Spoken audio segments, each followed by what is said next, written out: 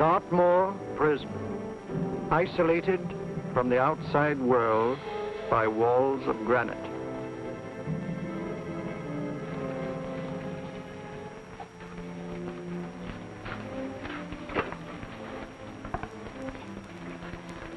They say you could get out of here by merely telling what you know. You may or may not be another Scotland Yard bloke. But I'll give you the same answer I gave the others. I still have 2 years, 8 months, and 6 days left in which to make musical boxes. That'll be sold at auction for the benefit of this delightful sanctuary. And I intend to serve them.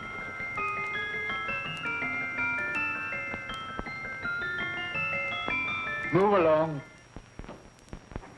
And now we come to the next object on our list, or I should say objects, because there are 3 of them. Now, ladies and gentlemen, these can be bought together or separately. Now, these beautiful little musical boxes only arrived this morning, and I didn't intend to put them on the auction block until later, but I'm going to sell them now. So, good friends, as our old pal Mark Anthony used to say, lend me your ears. And what do you hear? Right. The beautiful tinkle tinkle of a musical box. What a lovely trinket. What a beautiful gift. Created and made by loving hands. A thing of beauty and utility. I was going to start with £5. It's a bargain, £5. Do I see any hands? If there's a connoisseur in the house, will go £3 for it. £2. £1. 10 shillings. Thank you, sir. Ladies and gentlemen, 10 shillings is offered for a musical box you couldn't buy anywhere in London for less than £5. It'd be stealing to let it go for 10 shillings. Like taking milk from a baby. All right, we start for 10 shillings. 10 shillings, 10 shillings is offered, 10 shillings is offered, 10 shillings is offered. Then anybody give me £1? Will give me £1?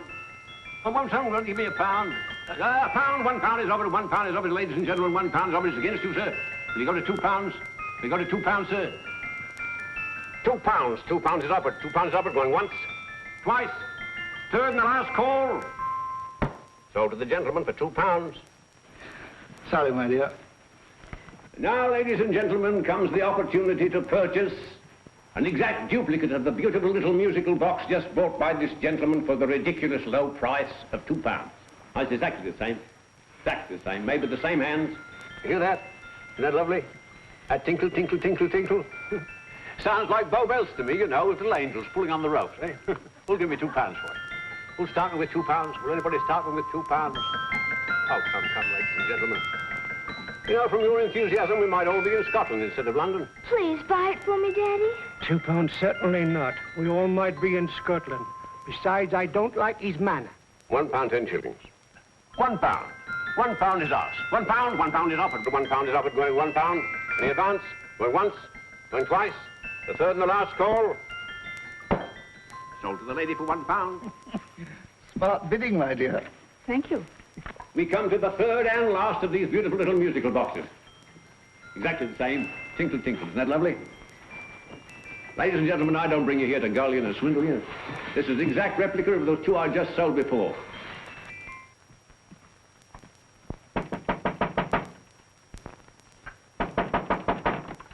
We're closed. But this is extremely important. Come in, sir, come in. I'm sorry to disturb you, but I was unfortunately delayed from arriving in time to bid on certain articles which I was rather anxious to obtain. Or perhaps they weren't sold, sir. We are carrying several things over. What might the articles be, sir?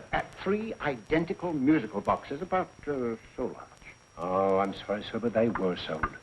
Pity you weren't here to bid on them. They didn't bring anything like the real value. I'm most anxious to obtain them.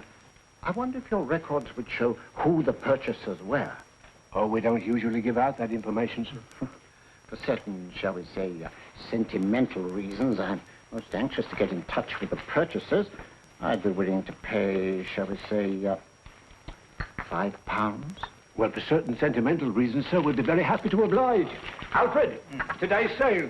The 3 musical boxes. Musical boxes, oh. Ah, here we are. The first purchase for £2 from Mr. Julian Emery, 52 Portman Square. Write these addresses down, Alfred. Yes, sir. Second didn't leave any name. Well, how unfortunate. I think she's a dealer. You see, they don't like us to know where the things are going. On account of the profits.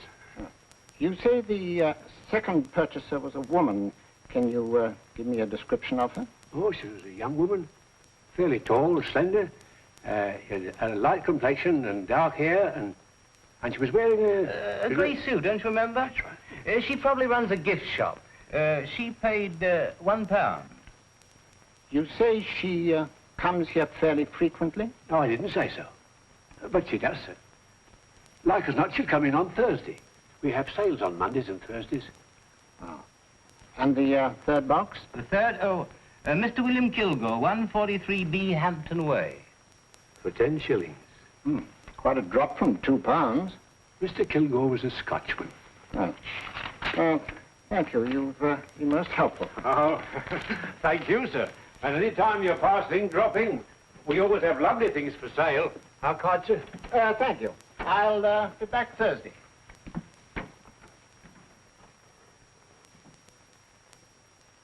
The message reached us too late. Musical boxes are being sold. Well, let's get out of here.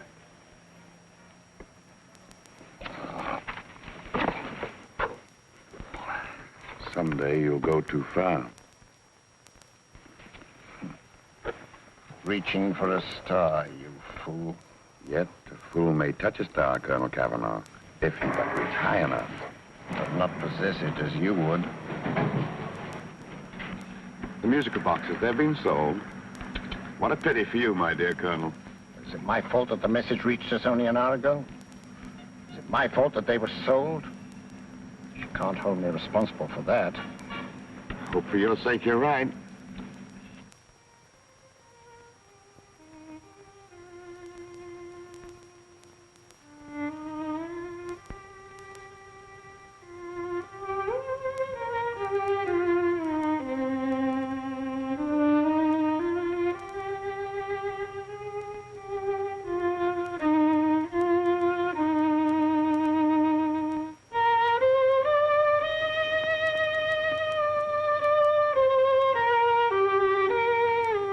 They will call upon you tonight at 7:45, a gentleman who desires to consult you upon a matter of the very deepest moment.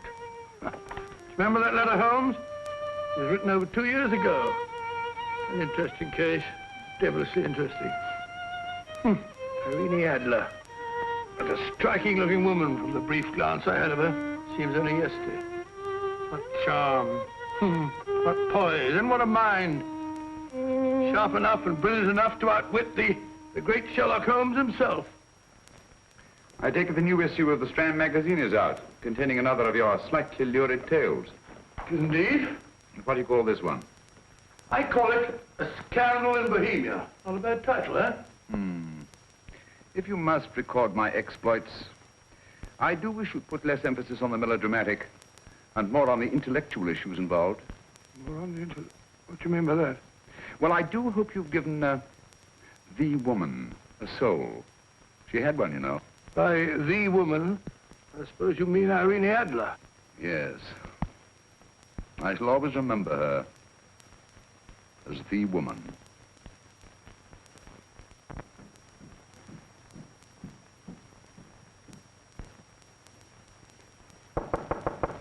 Come in.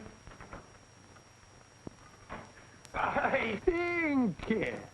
That's the old boy. How are you? How are you, old boy? I haven't seen you for years. I want you to meet my old friend Sherlock Holmes. Holmes, this is Stinky. In other words, Julian Emery. How do you do, Mr. Emery? Watson has often spoken of you. Oh, has he? Yes, we were at school together. It's more years ago than I care to remember, but you didn't come in here just to remind me of that. No, I just happened to be in the neighborhood and saw your lights burning, so I took the liberty of looking you up. Still writing your mystery stuff? Yes, there's a new one out this week. Good, I never miss them. Oh, good, thanks. I say that bandage makes you look very interesting. Still poking your nose into other people's business as usual? Who hit you? I haven't the foggiest notion. Somebody knocked me on the head in my own living room, and then proceeded to commit the most idiotic burglary you ever heard of. Fellow must have been balmy as a coot. Barney, why? Come sit down, old boy. Would you like a cup of tea? Huh? Oh, all right. I'll go and tell Mrs. Hudson. Why do you say the robbery was idiotic, Mr. Emery?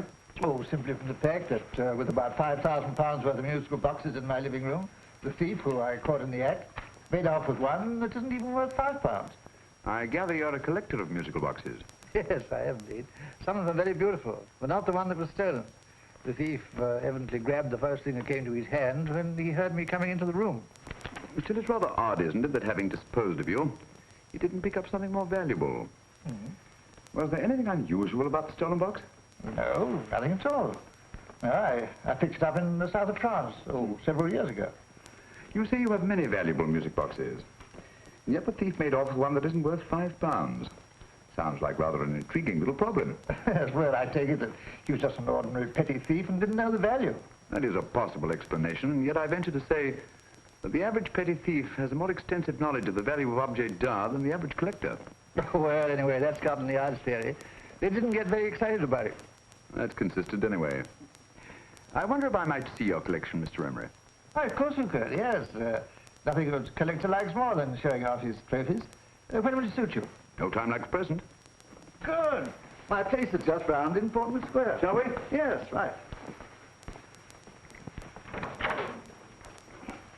Hello? Where are you going?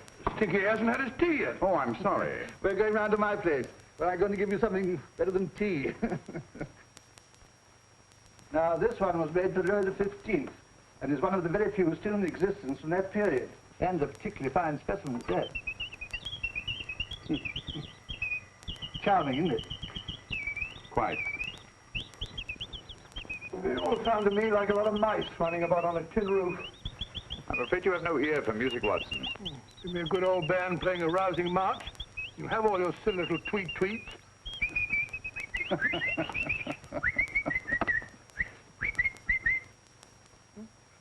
No room. This is me.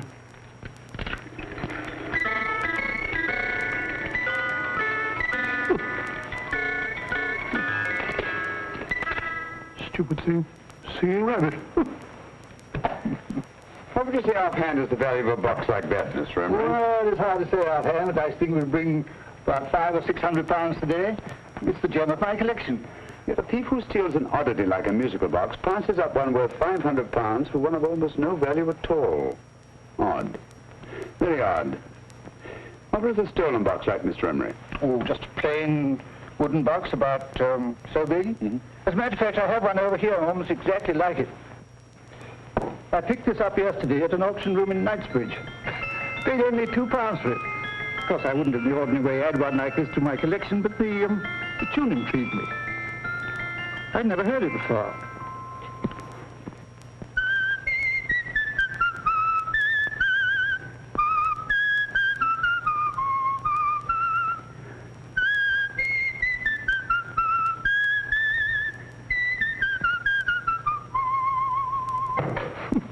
You have a remarkable ear for music, Holmes. Rather an unusual melody. Sit down, Will. Thanks. You say you bought that box at an auction sale yesterday? Yes, the Gaylord auction rooms in Knightsbridge. Run by old, what's his name? Crabtree. That's the man. At what time was the robbery committed? Oh, about 3 o'clock this morning. You know, Mr. Emery, that box and the robbery might well be cause and effect, especially since you say that the stolen box outwardly resembles this one a great deal. And Scotland Yard were not particularly interested, eh? Oh, yes, but I wouldn't blame them for that, especially as I told them I was quite unable to describe the thief, except, of course, for the fact that it was definitely a man. All you remember is that you came in here and someone struck you on the head. Yes, and the next thing I knew, my man was trying to revive me. It might be wise for you to put that box away somewhere and lock it up. Oh, I don't think that's necessary. Besides, everything's insured. Well, at least if any further attempts at robbery are made, I'd suggest that you call the police, rather than running into any personal danger. Oh, come, Holmes, aren't you being a bit of an alarmist? Possibly. Well, Mr. Gray, with old Stinky. Seems to me you are making rather a mountain out of a molehill. Molehill is the word, old boy, and it's time you were in bed. Thanks so much for letting us see your place. How's this? Been glad meeting you. Holmes, I can't understand why you were so mysterious.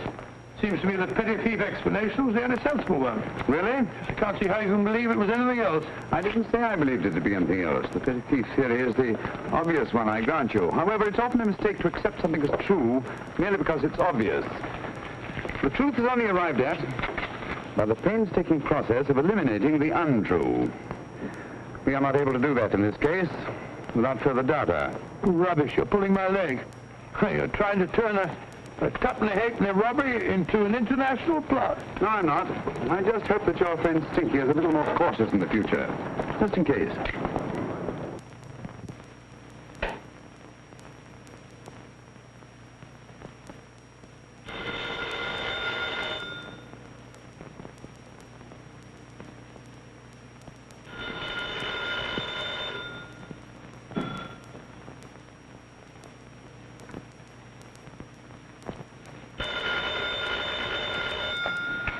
Yeah? Yeah? Julian Emmerich here. Who? Why, of course I remember you, Mrs. Courtney. Yes, you're the one bright spot at that appallingly dull affair of Lady Sansa's. Huh? Of course it isn't too late to come around. Yes, I shall be delighted to give you a drink. I tell you what, come straight up and I'll leave the door unlatched. Right, well, 15 minutes? Good. I shall be counting each moment. No, I mean that, really. Right, goodbye.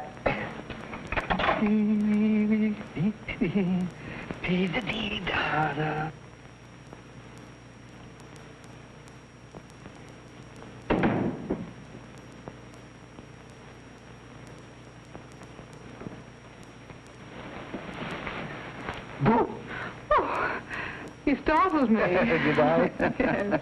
Must be the pixie in me. I know I shouldn't have called you so late, but I was at a party just around the corner, and I remembered your invitation to see your collection of musical boxes. My dear Mrs. Courtney, the pleasure is all the greater for being so unexpected. My friends call me Hilda. Thanks. Mine called me Stinky. Stinky, how quaint. Oh, what a perfectly wonderful collection of musical boxes. You know, when you told me you had a collection, I had no idea it was so attractive. Yes. They appeal to the ear as well as to the eye. Oh, what a plain little one. Why, it looks just like a country cousin amid all this grandeur. No. You mustn't underestimate the country cousin. Only last night a burglar broke in here, and with all these to choose from, went off with one very much like it. Really? Yes, I don't mind the loss of the box so much, but I do resent this crack on the skull. But it makes you look so interesting. Oh, do you think so? It's funny, that's what old Fatso said. Fatso? I mean, Dr. Watson. He was here this evening with a friend, Mr. Holmes. He's interested in my collection, too. Sherlock Holmes? Yes. Do you know him? I've heard of him. Yes, he seems to think I'm in some sort of danger. What a haunting tune. It takes me right back to my childhood. Really? You know, it's odd that you should be interested in that particular musical box. Odd? Why? Because Mr. Holmes is also interested in it. He may have been more interested in the tune than in the box. My dear, yes, that's right. I remember now. He whistled it note for note, having heard it only once. Really? He must be a remarkable man. Bit of an alarmist, if you ask me. Don't you believe in warnings? Of course not. Who'd want a box like that? I would. You're not serious. Oh, but I am. Well, you put me in a very awkward position. I'm a collector, you know. And the collector buys but never sells. But if the price were high enough... The price has nothing to do with it. It's the principle of the thing. Yes, well, we haven't had our drink. No, thanks. I must be getting along. Must you really? I'm afraid so. You're not walking out on me, are you? My reputation. Stinky. I say, you know, you are an attractive woman. Thanks.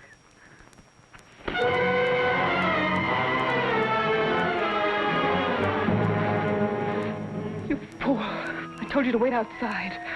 What did you have to kill him for? All I had to do was walk out with this. He held you in his arms. Don't touch him. Don't touch anything. Now get out. I'm sorry. You're sorry. What about me? This is murder. What about Scotland Yard? What about Sherlock Holmes? Now get out!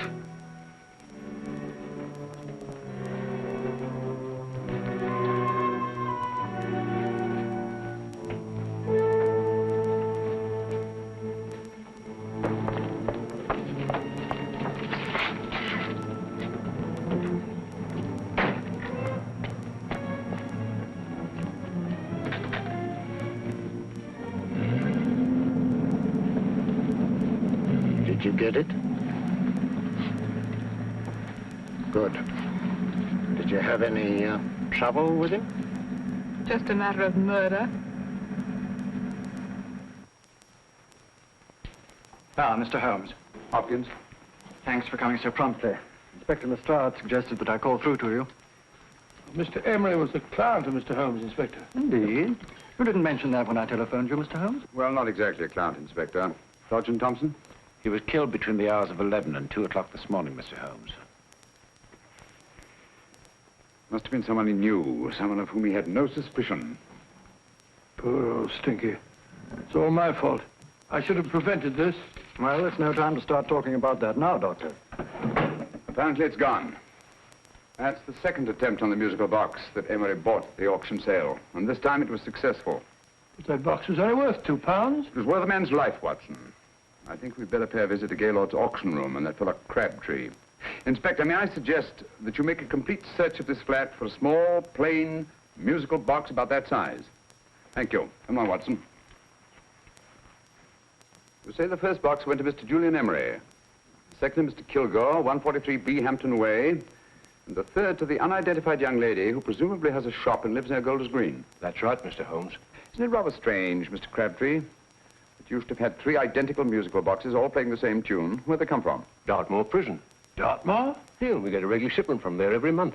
The inmates manufacture them. Well, they make all kinds of things, you know, pipe racks, waste paper baskets, musical boxes. Did you happen to notice if anyone showed any particular interest during the auction in the purchasers of these 3 boxes? Oh, come now, Mr. Crabtree. This is very literally a matter of life and death.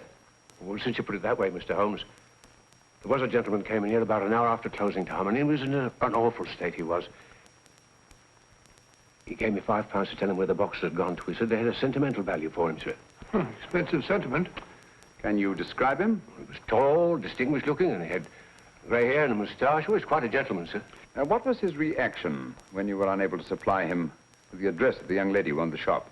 I told him the young lady usually come back on Thursday. He said he'd come back on Thursday. Now, that's tomorrow. Thank you, Mr. Crabtree. You've been very helpful. Thank you. Come along, Watson. Where are we going now, Holmes? To the home of Mr. Kilgore, the man who bought the 3rd box.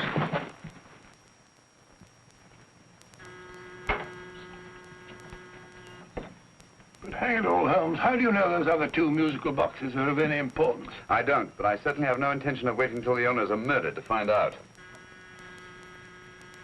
No one at home. I hope that's the explanation. I'll have a look through this window.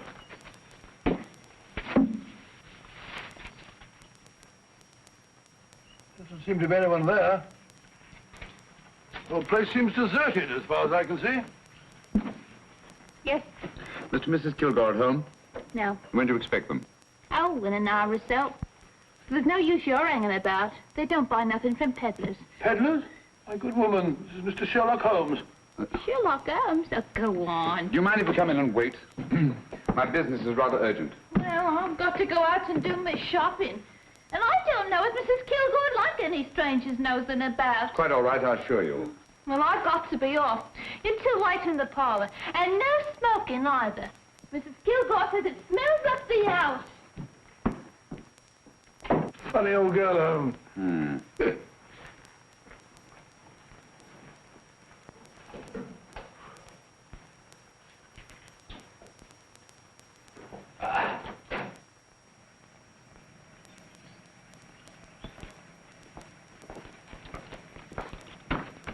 Park Lane. Park Lane? And what would the likes of you be doing in Park Lane? Now, don't worry about the fare, Ducky. If you know how to get to Park Lane, up it.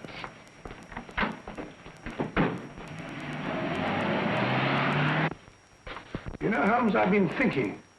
There must have been something hidden in that box of old Stinky's. Stolen jewelry, possibly. What's up, Holmes? Listen. What's this, the steam in the water pipes?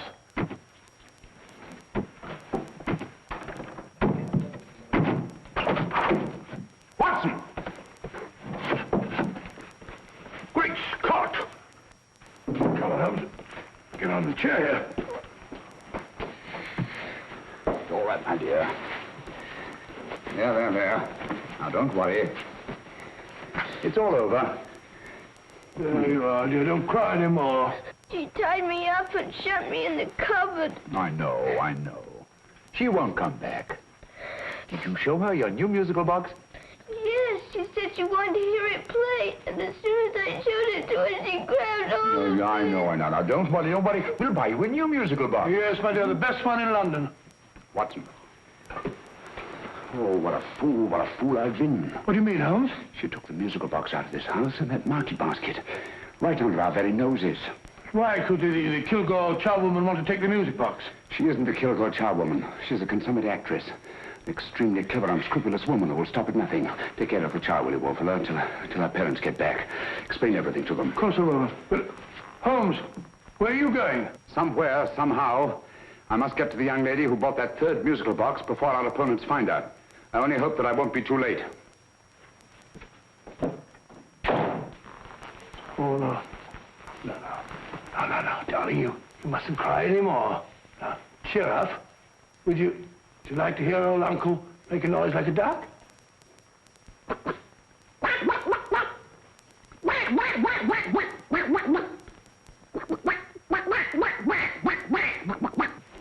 Oh, sorry.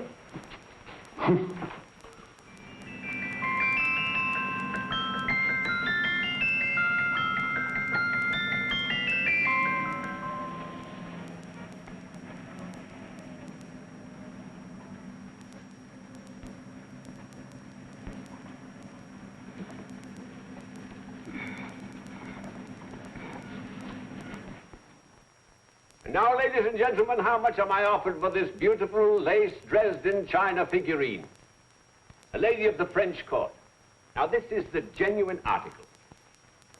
What a beautiful ornament for your mantelpiece. Or you could use it as a centerpiece on the dining room table. Now, will somebody start me for £10? Will somebody start me for £10? £8? £7? All right, £5 is offered, £5 is offered, £5 is offered, £5.10, £5.15, £5.15. £6 is offered, £6, going once, going twice. The third and the last call, have you all done? Sold to the lady from Twickenham for £6. Next, we have a real museum piece, ladies and gentlemen. A fine 19th century doll. A costume and exact replica of the holiday clothes worn by the Hungarian peasant women. Now, ladies and gentlemen, an article like this would cost you from £15 to £20 in a West End shop. I'm not going to ask you for anything like that. Who'll give me £2 for it? £2. Anybody offer me £2? £2 for the Hungarian? £2? £1. What? Anybody give me £1? Anybody offer me £1 for the doll? £1 is offered, ladies and gentlemen. £1 is offered. Now, I'm not going to waste your valuable time or mine in trying to get one half of what this beautiful doll is worth. If the young lady can steal it for £1, that's her good fortune. So it's going once, it's going twice, the third and last call. Any more? Sold to the young lady for £1. And now, ladies and gentlemen, may I draw your attention to something which may be a great surprise to you, worthy of any collection. The only other one like it is in the British Museum. It's a Ming vase of the 7th dynasty. This vase lay in a large collection somewhere outside Rome for over 2 centuries, I understand. It was discovered there by the noted antiquarian, Sir Andrew Coppleston. Now, some of you may remember Sir Andrew Coppleston. Besides being a noted traveller and antiquarian, he's also a gentleman rider.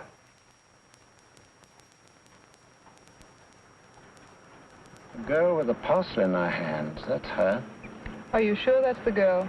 Well, she fits perfectly the auctioneer's description. Follow her, Hamid.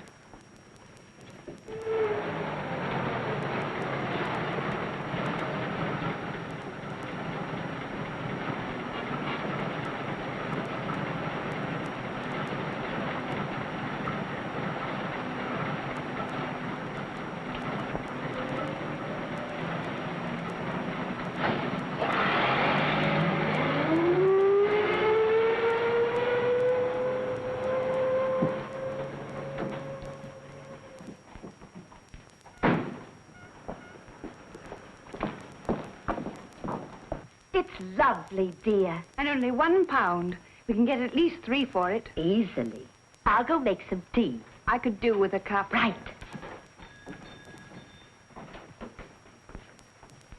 Good afternoon.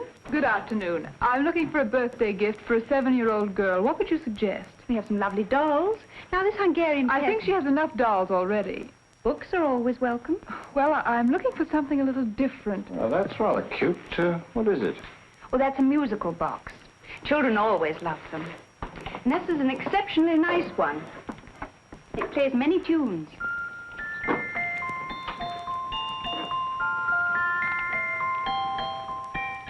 Have you any others? Yes. If you'll just step this way. I have only 2 left.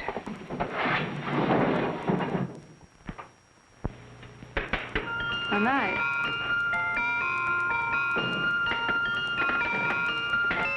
Are you sure this is all you have? I'm sorry. They're rather hard to find, you know. That's our entire allotment. I did have one other, but I sold it earlier this afternoon. But it was only a plain wooden one. It wouldn't have been a very nice gift for a child. Really? Do you happen to know who the purchaser was?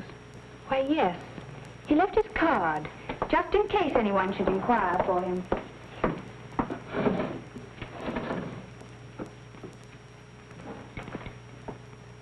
How interesting.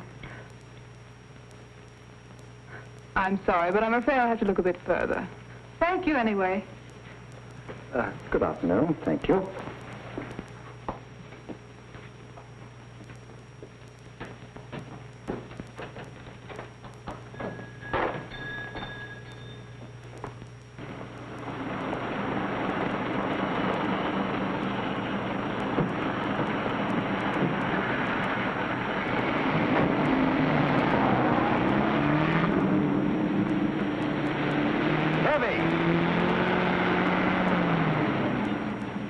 Follow that cab. Here, now, what?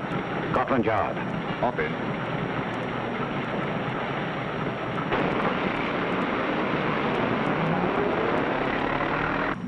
Sherlock Holmes.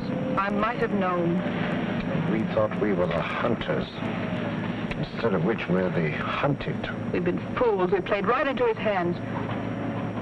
Of course. He's had us followed. Don't look. The man in front of the toy shop. Hamid, turn sharp right at the next corner and again at the next.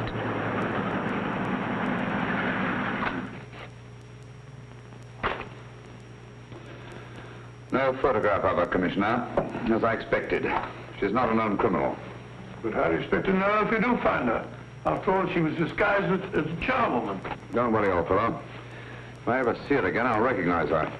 Well, it won't be long till we know who they are and from where they operate. Who's covering them? Sergeant Thompson's following them, sir. They won't get away from him. He's a good man. We could have arrested them at Clifford's toy shop if we had any proof. But we know that they killed Emery. Proof, my dear fellow. We must have proof. We've x-rayed it, sir. There's nothing whatever concealed in the box. We'll have a look at the plates.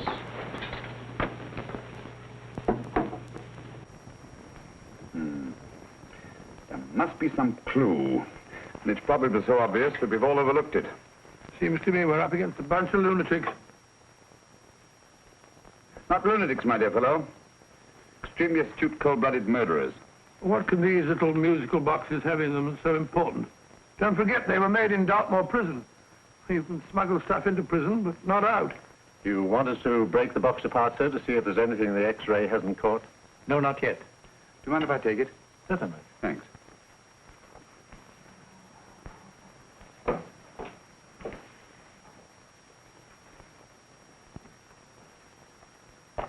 The governor of Dartmoor Prison informed us, sir, in answer to Mr. Holmes' question, that all 3 musical boxes were made by the same convict, John Davidson, serving a 7-year term, sir. Davidson? The Bank of England plate. That'll be all. Yes, sir. Now we're getting somewhere. Wait a minute. How did you know about the plates, Mr. Holmes? I'm a student of crime, Inspector. I make it my business to know about such things. And when the name of Davidson was mentioned... Well, who is this fellow Davidson? As long as Mr. Holmes seems to know all about it already, I suppose there's no harm in telling you. 2 years ago in London, there occurred a robbery of such tremendous importance, Although the stolen articles themselves have no intrinsic value whatsoever, that the Home Secretary was instrumental in seeing that not a word of it appeared in any newspaper. But you never told me anything about this, Holmes. You were away at the time. Articles of no intrinsic value and yet of such importance? I don't understand.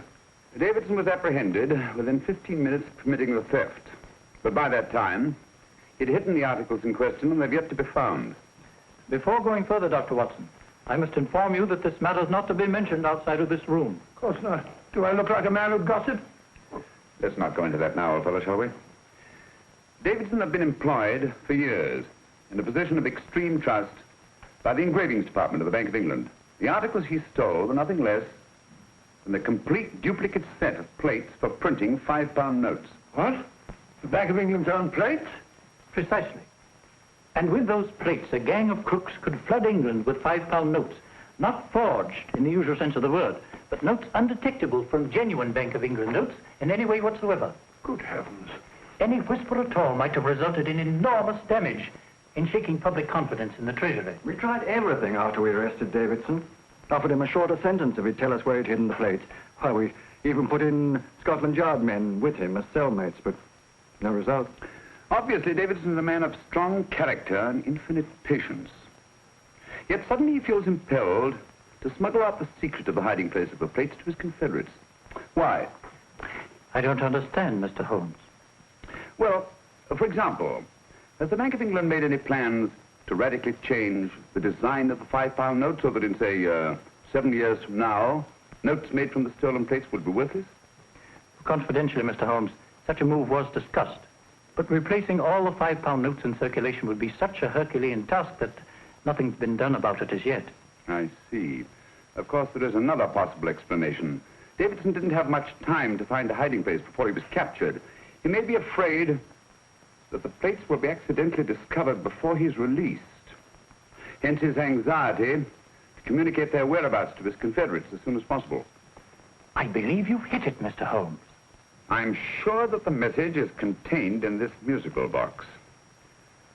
Or rather, in all 3 musical boxes, since possession of all 3 seems to be essential. Our opponents have 2/3 of the puzzle, we have 1/3. Well, what are you going to do, Holmes? Try to deduce the message from the 1/3 that we have.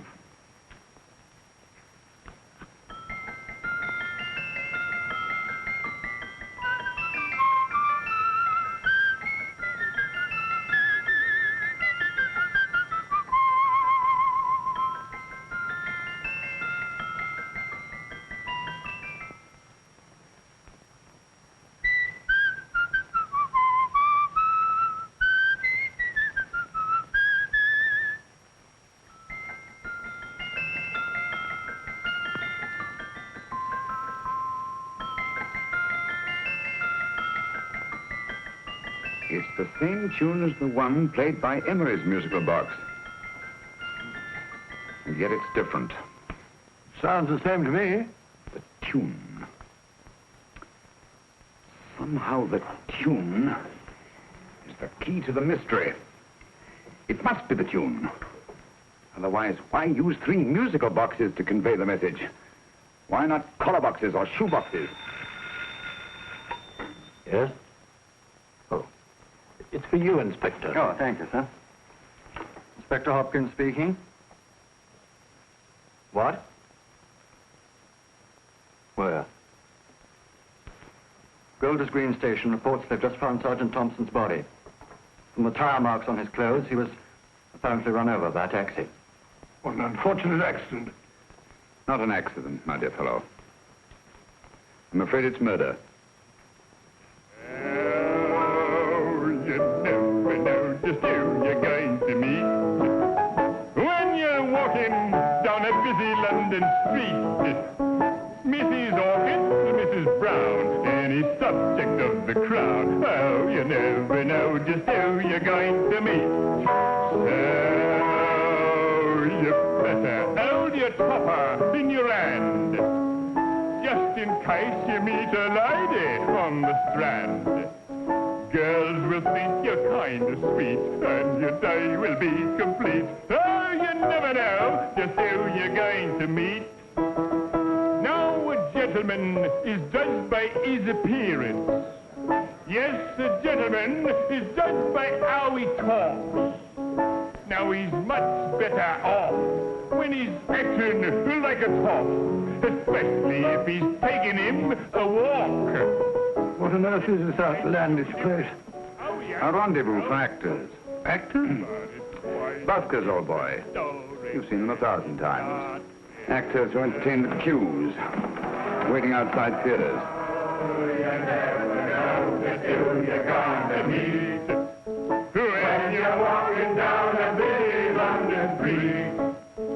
So you better wear your best, know the time to look your best, 'cause you never know who you're gonna meet. Oh, you better keep your manners right in view. Just in case the lie gives a how you do.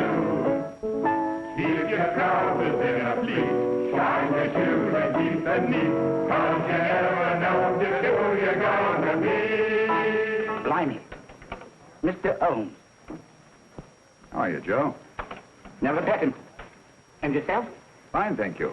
I want you to meet a friend of mine, Dr. Watson, Joe's sister. Oh, well, any friend of Mr. Holmes is a friend of mine. Hi, Joe. He did me a good turn once that I'll never forget. Yes, I cleared Joe of a most unpleasant charge. Murder, no less. Oh, really? By proving to the satisfaction of the police that he was busy at the time blowing open someone's safe. That's right, Governor. Good gracious me. Joe, now you can help me. Come on, buzz off, buzz off. Come on, up it, up it. Can't a gentleman have some peace and quiet around here? And you too. There you are, Mr. Holmes. Now we can have some peace and quiet around here. Thank you, Joe. There's £5 in this for you. Well, I wouldn't want to take it on myself, sir, but I can get somebody to do it for you for half of that. You don't know what the job is yet. For £5? Murder, ain't it? What? No, Joe, not murder, just music. I want you to identify a song for me. Oh, there ain't a song that's been written that I don't know. That's why I came to you. Of course, the violin is more my instrument, but, oh, well, here we go. Now, listen to this, Joe.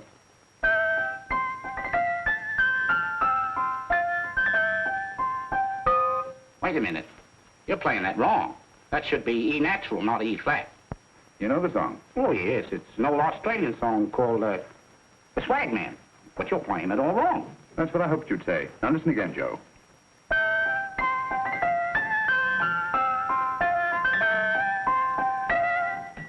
That's the same tune, all right, but you're making different mistakes than you did the first time. No, not mistakes, Joe. Call them variations. Here, play the song for me, will you, the way it's written.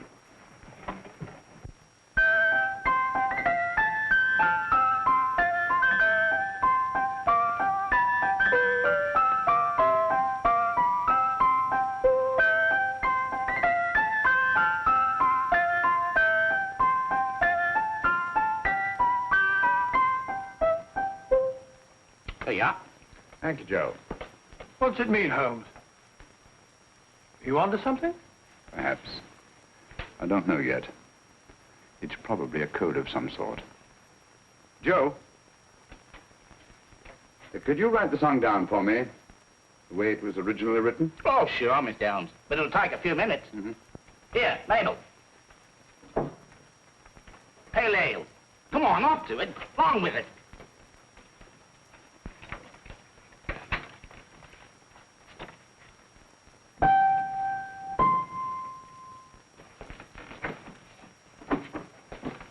Well, obviously it isn't the lyrics. No combination of those words made any sense at all. The variations in the way Emery's musical box played the tune are different from the variations in the one we have. You sure? Quite. You see, I took the trouble to memorize the tune as played by Emery's box that night we were with him in his flat. Holmes, you amaze me. Elementary, my dear fellow. One of the first principles in solving crime is never to disregard anything, no matter how trivial. Why are there 3 boxes? Why not 1? Because the message was obviously too long to be conveyed by any one variation. Then there's the 3rd box, the one that woman took from the Kilgores. That contains yet another set of variations. Yes, well, it's all beyond me. Well, all we have to do now is to find the secret of the variations. Not a very easy problem to solve, my dear fellow.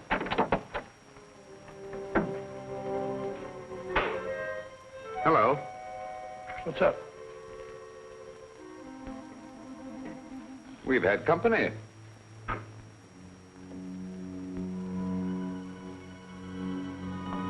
say, this is outrageous. Ask Mrs. Hudson to come in here, will you? Right.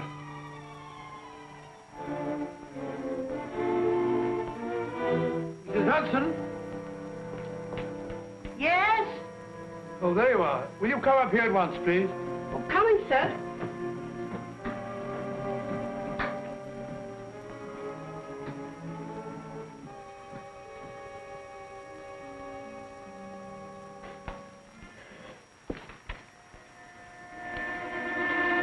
Mercy me, Mr. Holmes. What has happened? Who called while we were out, Mrs. Hudson? Just a young lady. The one who said you wanted her to wait for you. And a nice-looking old gentleman with Our her. friends again, Watson. Friends? What did the young lady look like? Oh, I couldn't see her face. She had a heavy black veil on. But she had such a nice way with her. Oh, I'm sorry, Mr. Holmes, if I've done anything wrong. But you did say I should always let clients come in and wait for you. Don't worry, Mrs. Hudson, don't worry. You had no way of knowing. It's quite all right, quite all right. Now, don't worry, Mrs. Hudson. Don't worry. Where on earth's the musical box? They didn't get it. Didn't get it? Where is it? It's in your hand. Huh? In that biscuit jar. Pick the biscuits off the top. Now put your hand inside, and you'll find the music box. Well done, Holmes. Well done. Amazing.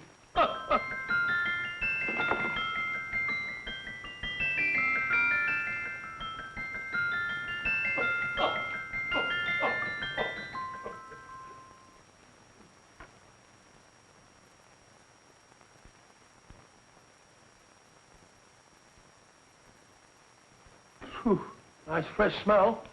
Like a pub after closing time.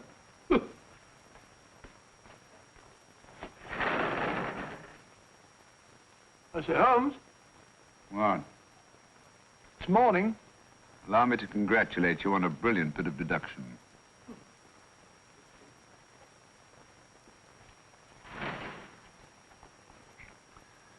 It's not a transposition, not a polygraph transposition, not a trigraph, nor any known form of decoding.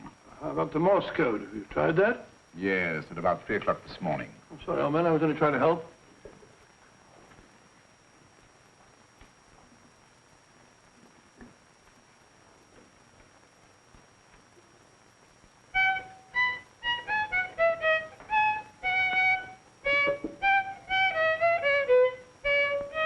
Oh, do me a favor.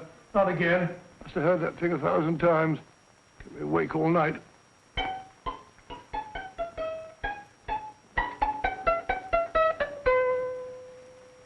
Not a very distinguished composition, I grant you. You know perfectly well I don't know one tune from the other. When I was a kid, my people tried to have me taught the piano. I've always felt sorry for that old teacher of mine. The poor old girl finally reached the point of numbering the keys for me. 1, 2, 3, 4. Even then, I never progressed beyond... Numbering the keys, Watson. The 19th key of the keyboard is the 19th letter of the alphabet. S. Here. Write it down when I give it to you, old fellow, will you? The first altered note. Write S first. Now, the 8th key is H. The 5th key, E. The 12th key, L. The 6th key, F. S-H-E-L-F. Shelf. Your piano lessons were not in vain, old fellow. You've solved it. Thank you. Thanks, old bean. Hold it. We now have 2/3 of the message. Behind books, third shelf, secretary, Dr. S. Presumably, these are the first and second portions of the message. And this gang has the first and third parts of it. Precisely. Then it's a stalemate? Yes, Commissioner, but we can't leave it like that. There's no doubt in my mind that they'll try to secure our third of the message that's missing. Well, I assume you've taken every precaution to guard the Clifford music box. Oh, yes, it's carefully hidden at Baker Street with Dr. Watson on guard. However, I'm reasonably certain that, difficult as it may be, we can find the plates even without the missing part of the message. Behind books, third shelf, secretary, Dr. S. Well, outside of the fact that Davidson hid the Bank of England plate somewhere in London, Mr. Holmes, I don't see that we've progressed at all. Allow me to point out to you, sir, the key words, Dr. S. It looks as if the plates were hidden in the house of the doctor. Whether S stands for his first or last initial remains to be determined by a process of elimination. Well, there must be 10,000 doctors in London with S for a first or last initial. Precisely. And every one of them will have to be questioned in person. That's why I say this is a task for Scotland Yard. It's a task, all right. But Scotland Yard has searched worse haystacks and found the needle. Well, for the time being, I'll leave the matter in your hands, gentlemen. We'll call you if and when we get a lead on our mysterious Dr. S. In the meantime, I intend to follow up a little clue concerning a cigarette.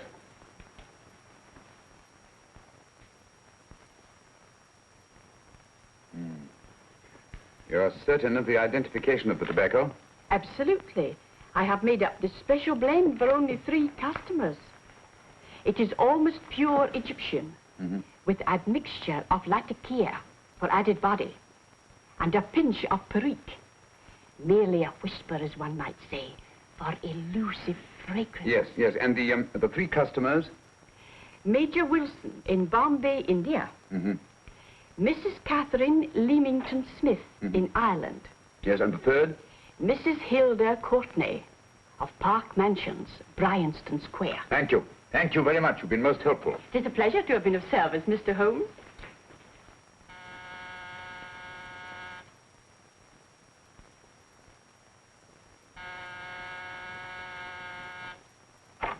Yes? Mrs. Courtney? Yes.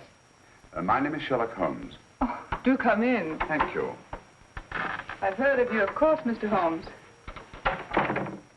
I believe we have a mutual friend in Sir Edward Brookdale. He's spoken to me of you quite often. Indeed.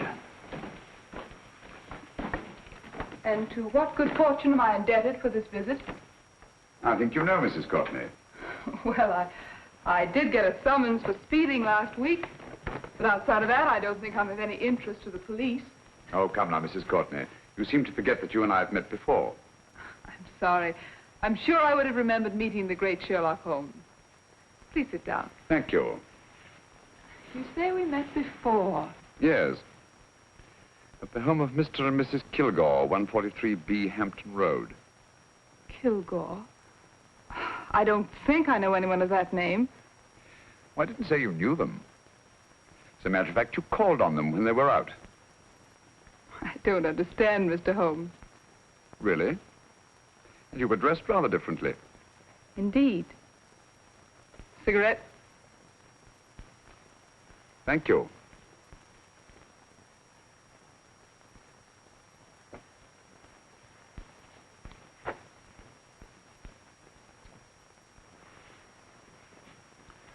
Thank you.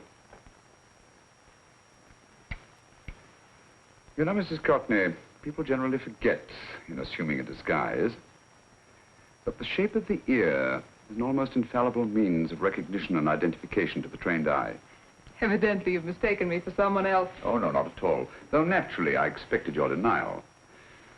But when you paid your visit to my rooms at Baker Street, you carelessly left behind another identification. They're, identical, aren't they? Yes, I must admit they are. You see, Mr. Holmes, to catch one as clever as you, I had to use a very special lure. I knew you'd be unable to resist the bait of my cigarette, having read with great interest your monograph on the ashes of 140 different varieties of tobacco. I should advise you not to move, Mr. Holmes. I must congratulate you on your ingenuity, Mrs. Courtney. It was indeed a brilliantly designed trap. Thank you, Mr. Holmes. Praise from a master is indeed gratifying. I shall always cherish the memory of your flattering words. Memory? Precisely. I'm afraid these gentlemen have a most regrettable task to perform. Unless, of course, you care to turn over the missing musical box with your pledge to take no action against us in the future. I'm afraid that will be impossible. I thought that would be your answer. Hamid! Careful! Careful. There's no need to be unnecessarily rough with our distinguished guest. You realize, Mr. Holmes, that your demise will not take place here. The corpus delicti, you know. Well, naturally. Shall we go? It's so fearfully awkward having a dead body lying about. Don't you agree, Mr. Holmes? Another dead body shouldn't weigh too heavily on your conscience, Mrs. Courtney.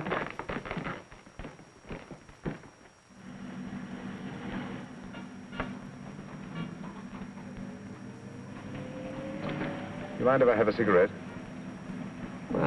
Don't see why not.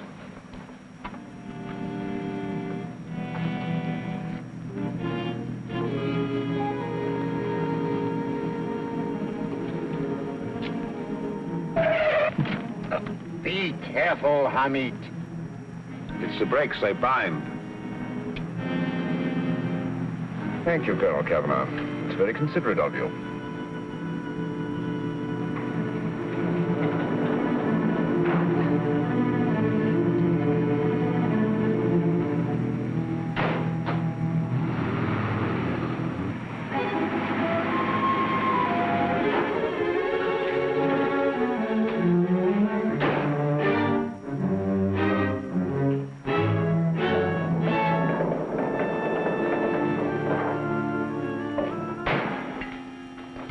You'll be happy to know, Mr. Holmes, that your death will be a painless one. Hamid, attach this to the motor of the taxi. That little attachment, my dear Mr. Holmes, contains the deadly fluid known as monosulfide. The Germans use it with gratifying results in removing their undesirables. Start the motor.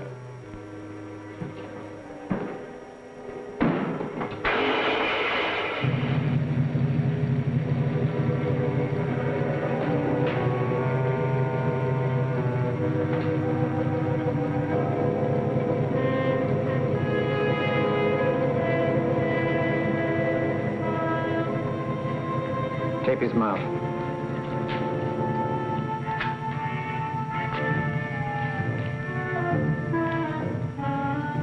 Now, up with him, Hamid.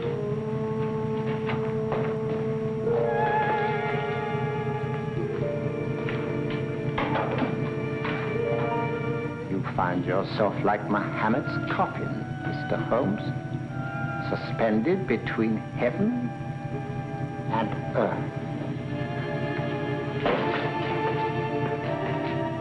Plenty of fuel in the tank? Good. It would be too bad to have anything go wrong through so simple an oversight.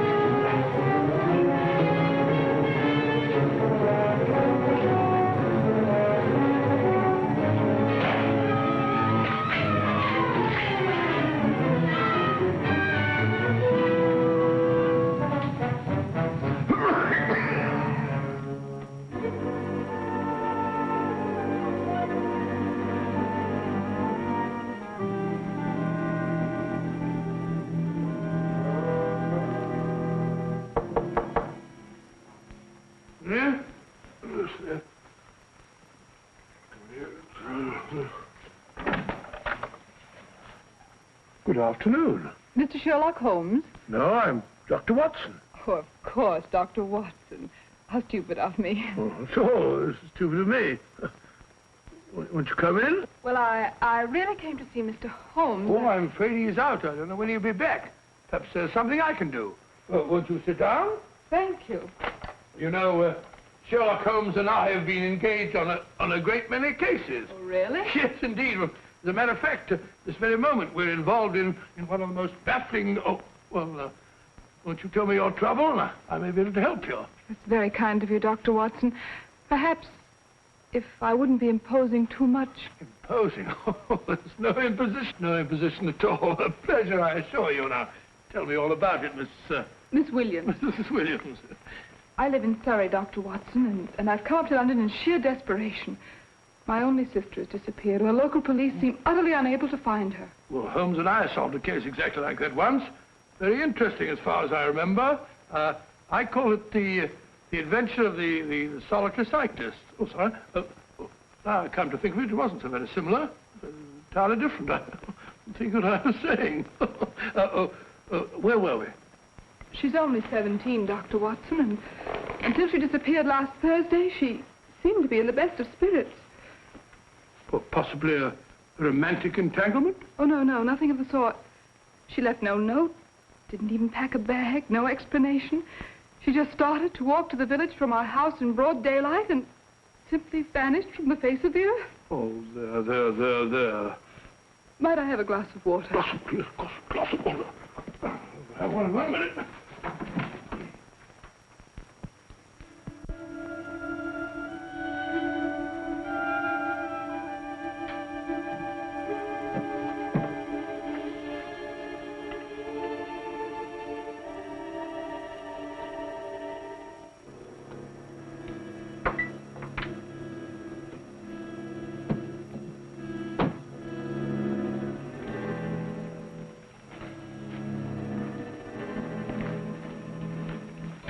There you are, my dear. Thank you, Dr. Watson. No, you're not to cry anymore. You must pull yourself together. Oh, I feel much better already knowing that you're going to help me. Oh, Dr. Watson, look! Good heavens!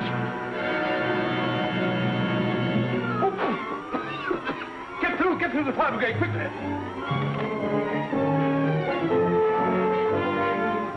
Haven't you a fire extinguisher? By George, we have in the kitchen.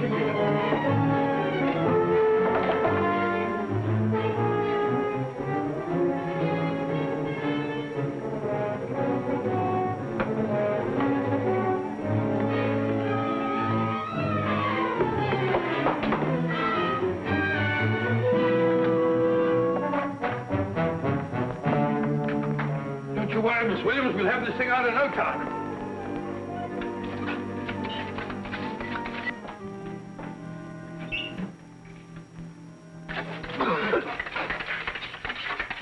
That's got it. It's bare. Well, you see, there was no need for the fire brigade after all. I hope you weren't too frightened, Miss Williams. Oh, gone. That's the trouble with women. They always lose their heads in an emergency. Well...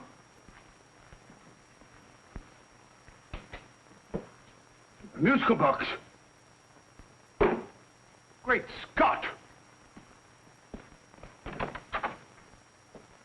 Miss Williams!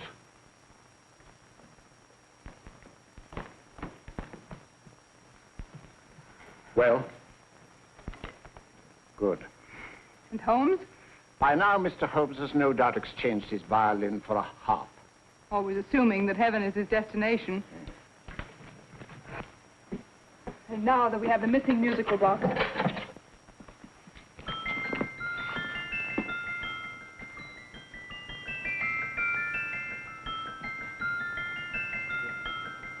Nineteenth note. 19th letter. Yes. He hasn't been there, you say? Holmes, where on earth have you been? I've been trying to get you at the club, at Scotland Yard, all over London. You're looking for me in the wrong places. Holmes, terrible things happened. I've been duped. That woman, she made a complete fool of me. Well, what do you mean? Well, she came here, let off a smoke bomb. I thought the whole place was on fire, and my first thought was to save the musical box. No need to say any more. She has the box. Yes.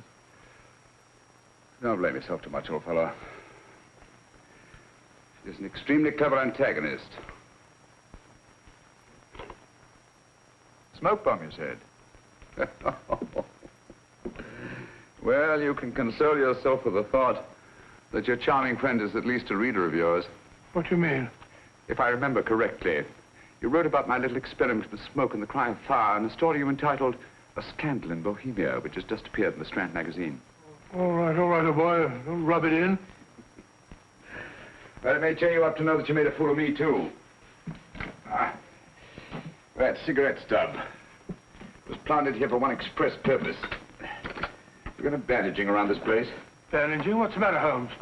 You hurt? Explanations will have to wait until later. At the moment, we're faced with a problem which I fear is insurmountable. Come over here, old boy, will you? Right. Our opponents are in possession of all three parts of the code. And here are we, while the Bank of England plates pass into their possession. Cheer up, old fellow, cheer up. As Dr. Samuel Johnson once said, there's no problem the mind of man can set that the mind of man cannot solve. What's that, old fellow? I was just quoting Dr. Samuel Johnson. He said there is Thank you, Watson. Thank you. Leaving the front reception room, we come into the main hall, where Dr. Johnson was in the habit of passing through to have his meager meals in the dining room opposite, in company with his friend and biographer, James Boswell. We will now pass up the stairway, which remains in its natural wood finish, just as it was when the good doctor was here.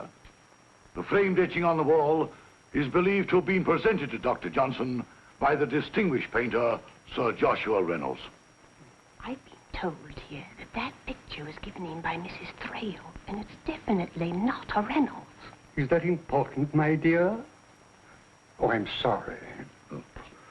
This way, ladies and gentlemen, please, this way. Move along, children, move along. The secretary's not on this floor. Patience, Hamid. I've a feeling My that... dear Colonel, with Sherlock Holmes out of the way, what could go wrong?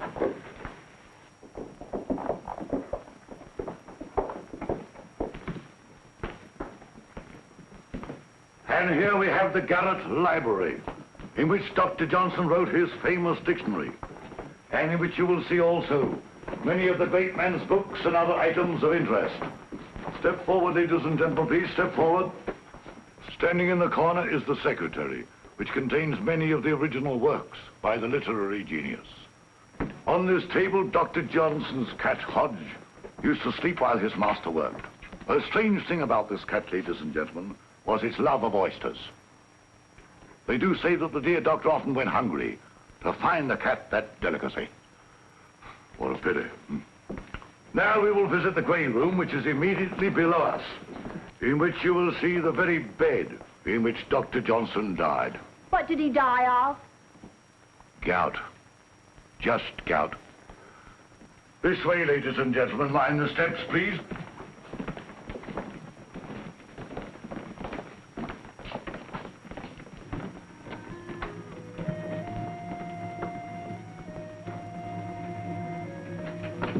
Your keys.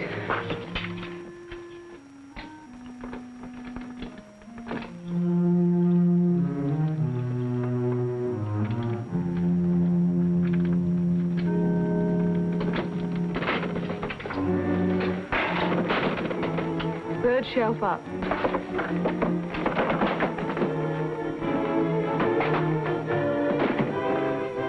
The knife.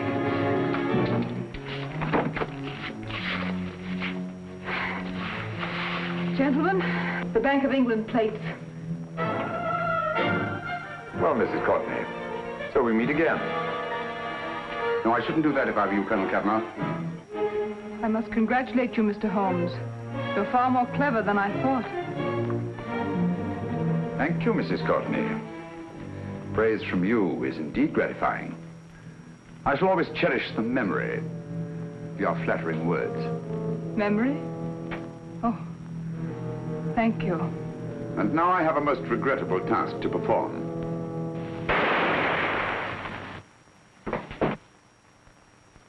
Holmes! Coming, Holmes! Holmes! You all right? Perfectly, thank you, old fellow, but I think this gentleman on the floor requires some medical attention. We must see that he looks his best, you know, when he's hanged. Take them in charge.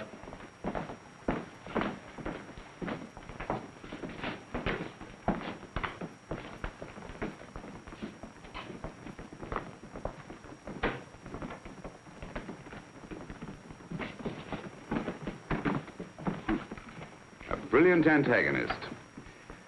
It's a pity her talents were so misdirected. Will you see that these plates are returned to the Bank of England, Inspector? I still don't understand how you solved it, Mr. Holmes. It's entirely due to Dr. Watson. He gave me the clue when he mentioned Dr. Samuel Johnson. Well, congratulations, Doctor. Oh, thank you, Inspector. I don't think I'd have done it entirely without Mr. Holmes's help, you know.